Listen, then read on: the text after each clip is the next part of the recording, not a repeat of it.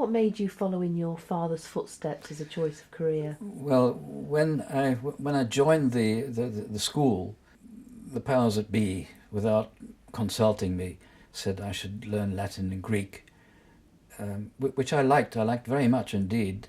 And all things being equal, I might have continued on that line and really got into it. But when I was, 15 or so, the question arose as to what I would study further in school in order to prepare for a career.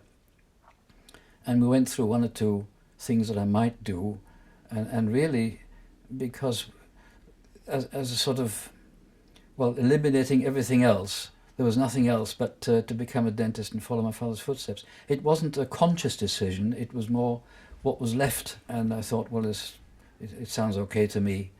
And so I had to change sides and study physics and chemistry, which was when I say it, I won't say it was a mistake. I had to, but having done Latin and Greek with no grounding in physics and chemistry, I then had to catch up in 2 years what other boys had learnt in 5 for my A levels, and I didn't pass very well. But so I really slid into the dental profession.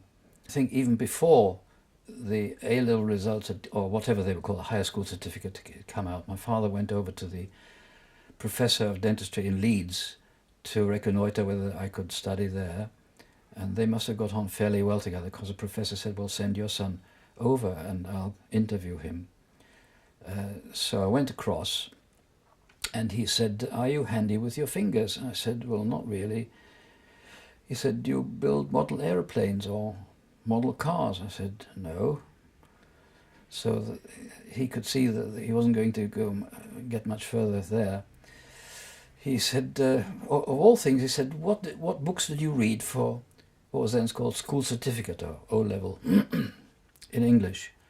And I said, we read Julius Caesar. Oh, he said, a very famous book. Do you recall any speeches from Julius Caesar? Now, of course, at the time we must have learnt some of the speeches by heart, which was anathema to me. I could never learn poetry or poems or anything by heart.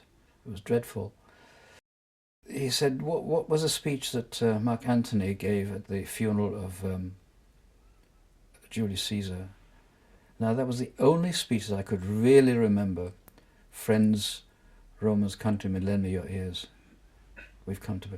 And when I'd finished that, he said, very good, start in September. That was my interview. That's how I became a dentist.